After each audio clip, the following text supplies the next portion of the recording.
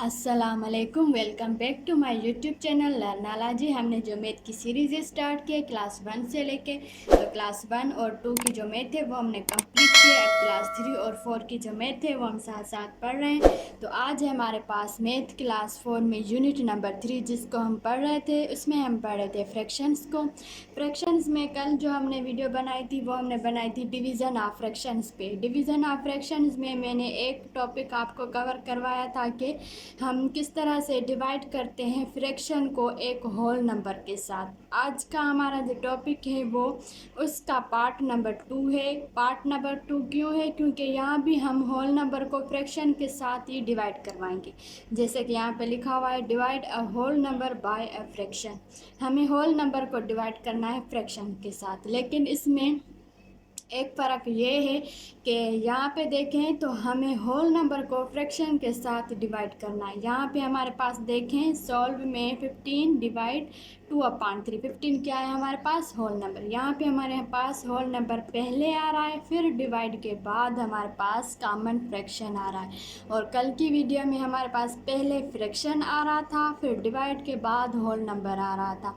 तो ये बस फ़र्क मैं आपको जो है वो समझाना चाहती हूँ कि आप का ये कॉन्सेप्ट क्लियर हो जाए कि किस तरह से अगर हमारे पास होल नंबर पहले आए या फिर डिवाइड के बाद आए तो किस तरह से हम उसको सॉल्व करेंगे। क्योंकि दोनों का मेथड सेम है, लेकिन आपको थोड़ा सा समझना पड़ेगा कि कल हमारे पास फ्रैक्शन पहले आ रहा था, फिर डिवाइड के बाद होल नंबर आ रहा था। तो हम जब डिवाइड कोई साइन को मल्टीप्लिकेशन में ला रहे थे, रेसिप्रोकेट कर रहे थे, तो यहाँ पे जो हमारे पास होल नंबर था उसको भी हम चेंज कर रहे थे। उसके नंबर जो नीचे था वो ऊपर लाना पड़ा, ऊपर का जो नंबर था वो नीचे लाना पड़ा। यहाँ पे भी हमारे पास सेम मेथड होगा, लेकिन यहाँ पे हम होल नंबर का जो डिनोमिनेटर है या न्यूमरेटर है वो चेंज नहीं करेंगे, लेकिन डिवाइड के बाद जो हमारे पास कॉमन फ्रैक्शन आ रहा है उसका चेंज करेंगे।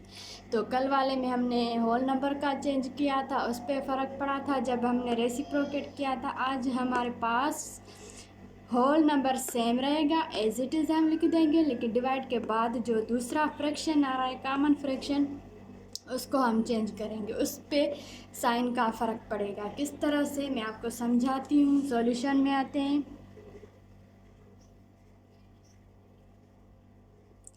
यहाँ पे देखें 15 है, 15 के नीचे कुछ भी नहीं है तो समझे 15 के नीचे 1 है। मैंने आपको समझाया था कि होल नंबर में अगर हमारे पास कोई भी नंबर होता है उसके नीचे कुछ भी नहीं होता तो समझे 1 होता है, क्योंकि 1 हम शो नहीं करवाते। फिर हम डिवाइड एज इट इज़ लिख देंगे और 2/3 भी एज इट इज़ लिख देंगे। अब हम क्या करेंगे, इस डिवाइड को रेसिप्रोकेट करेंगे।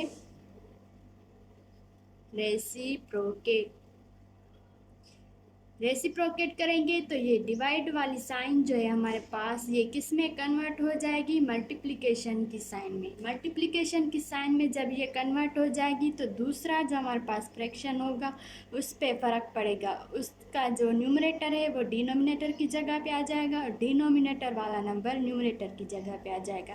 किस तरह से? यहाँ पे देखें 15/1 हम एज इट इज़ यहाँ पे रख देंगे। अब डिवाइड की साइन हमने चेंज की किस में? मल्टीप्लिकेशन में, क्योंकि डिवाइड हम डायरेक्टली फ्रैक्शन में नहीं करते, उसको पहले हमें मल्टीप्लिकेशन की फॉर्म में लाना होता है, फिर हम उसको सॉल्व करते हैं। अब ये हमारे पास जो दूसरा फ्रैक्शन है एक कॉमन फ्रैक्शन, ये हमारे पास चेंज हो जाएगा। 3 जो है वो अब ऊपर आ जाएगा और जो 2 है वो नीचे आ जाएगा। इस तरह से ये मैं तरीका आपको समझाना चाह रही थी कि किस तरह से हम जो है वो जब डिवाइड की साइन को मल्टीप्लिकेशन की साइन में चेंज करते हैं तो कौन से नंबर दूसरा वाला जो फ्रैक्शन है उस पर फ़र्क पड़ेगा। अगर यहाँ पे एक होल नंबर आएगा तो उस पर फ़र्क पड़ेगा। अगर होल नंबर हमारे पास यहाँ पे शुरू में आएगा तो इस पर फ़र्क नहीं पड़ेगा, फिर भी दूसरे ही फ्रैक्शन पे फ़र्क पड़ेगा। फिर दूसरा फ्रैक्शन हमारे पास कॉमन फ्रैक्शन हो या फिर होल नंबर हो, जो भी यहाँ पे आएगा फ़र्क उस नंबर पे पड़ेगा, उस फ्रैक्शन पे पड़ेगा। तो होप कि यहाँ तक आपका कॉन्सेप्ट अच्छे से क्लियर हो गया होगा। अब मैं आपको आगे सॉल्व करके समझाती हूँ। अब हमें क्या करना है, 15 को 3 से डिवाइड मल्टीप्लाई करवाना है और 1 को 2 के साथ, क्योंकि ये क्रॉस मल्टीप्लिकेशन नहीं हो रही यहाँ पे। तो ये हम क्या करेंगे, 15 को जब 3 के साथ मल्टीप्लाई करवाएंगे तो आंसर क्या? 3 15 दा 45 और 1 2 दा 2। अब यहाँ पे देखें तो ये एक प्रॉपर फ्रैक्शन में नहीं आ रहा। किस में आ रहा है? इम्प्रॉपर में, क्योंकि ऊपर बड़ा नंबर है, नीचे छोटा नंबर है। अब इम्प्रॉपर में आ रहा है तो हम इसको किस में लेके जाएंगे? मिक्स्ड फॉर्म में लेके जाएंगे। तो हम क्या करेंगे, यहाँ रफ वर्क में 2 को डिवाइड करवाएंगे 45 के साथ। तो 2 टू द 4, 4 में से 4 गया 0, अब बचा 5, फिर 2 टू द 4, अब यहाँ से 5 में से 4 गया तो 1 बचा। तो यहाँ पे हमारे पास क्या आ जाएगा? 22 होल 1/2। तो 22 यहाँ पे हम लिखेंगे होल में और 1 लिखेंगे न्यूमरेटर में, अपान में 2 लिखेंगे। तो इस तरह से हम एक डिवाइड करते हैं होल नंबर को फ्रैक्शन के साथ। कल मैंने आपको बताया था कि हम डिवाइड कर रहे थे फ्रैक्शन को होल नंबर के साथ, आज हम होल नंबर को डिवाइड करवाएंगे फ्रैक्शन के साथ। तो ये था हमारा आज का टॉपिक। तो होप कि यहाँ तक आपका कॉन्सेप्ट अच्छे से क्लियर हो गया होगा। अब मैं आपको समझाती हूँ कि डिवाइड हम किस तरह से प्रॉपर, इम्प्रॉपर और मिक्स्ड फ्रैक्शन में हम किस तरह से डिवाइड करते हैं। तो आइए हम इसको सीखते हैं। अब जो हमारा टॉपिक है वो है divide a fraction by another fraction, proper, improper and mixed fraction. हमें डिवाइड करना है फ्रैक्शन को दूसरे फ्रैक्शन के साथ। अब हमारे पास होल नंबर नहीं आ रहा, अब हमारे पास फ्रैक्शन को फ्रैक्शन के साथ हमें डिवाइड करना है, लेकिन प्रॉपर में करेंगे, इम्प्रॉपर में करेंगे और मिक्स्ड फ्रैक्शन में करेंगे। प्रॉपर और इम्प्रॉपर तो हमारे पास एक ही चीज़ आ जाएगी कि यहाँ पे देखें ये प्रॉपर फ्रैक्शन है और ये प्रॉपर फ्रैक्शन है। अब यहाँ पे अगर मैं ये दोनों नंबर ऊपर लिख दूँ और ये दोनों नीचे लिख दूँ तो ये हमारे पास एक इम्प्रॉपर फ्रैक्शन आ जाएगा। फिर भी मैं एक एग्जांपल आपको इम्प्रॉपर फ्रैक्शन का भी समझाऊंगी। ये हमारे पास एक प्रॉपर फ्रैक्शन का एग्जांपल है।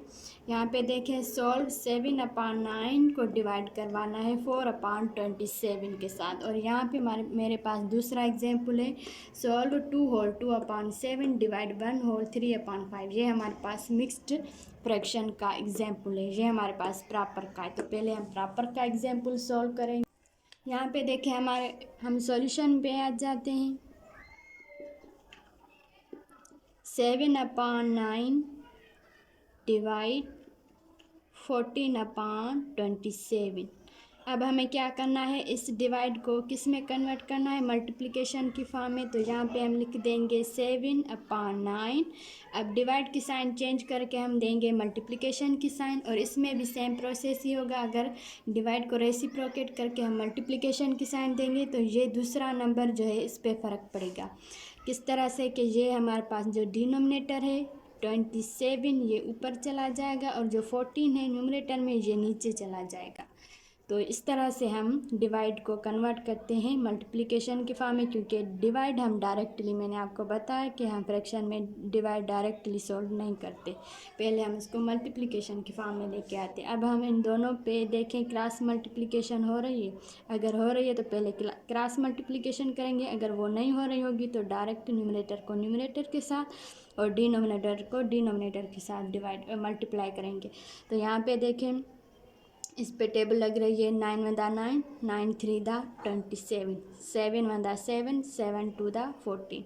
अब क्रॉस मल्टीप्लिकेशन हमारे पास हो गई। तो हम किस तरह से अब इसको सॉल्व करेंगे कि यहाँ कितने टाइम टेबल लगी? 1 टाइम, और यहाँ पे भी कितने टाइम टेबल लगी? 1 टाइम। अब बीच में हम देंगे मल्टीप्लिकेशन की साइन। अब यहाँ पे 3 टाइम टेबल लगी और यहाँ पे 2 टाइम। अब हम सिंपली इन दोनों को आपस में और इन दोनों को आपस में मल्टीप्लाई करेंगे। तो 1 × 3 = 3, 1 × 2 = 2। अब ये हमारे पास क्या आ गया? एक इम्प्रॉपर फ्रैक्शन में आ गया। तो हम अब इसको क्या करेंगे? मिक्स्ड फॉर्म में लेके जाएंगे। तो पहले हम इसको डिवाइड करेंगे रफ वर्क में 2 को 3 के साथ। तो 2 × 1 = 2, 3 में से 2 गया 1 बचा। तो अब 1 जो है वो हमारे पास क्या आएगा? Whole number, whole. फिर होल के बाद यहाँ पे 1 ऊपर न्यूमरेटर में और उसके बाद अपान में 2। तो इस तरह से हम डिवाइड करते हैं और आंसर निकालते हैं। पहले हमने डिवाइड को रेसिप्रोकेट किया मल्टीप्लिकेशन की फॉर्म में, फिर हमने नीचे पहले वाला जो फ्रैक्शन था वो एज इट इज़ हमने लिख दिया। फिर डिवाइड की साइन चेंज करके हमने मल्टीप्लिकेशन की साइन दी।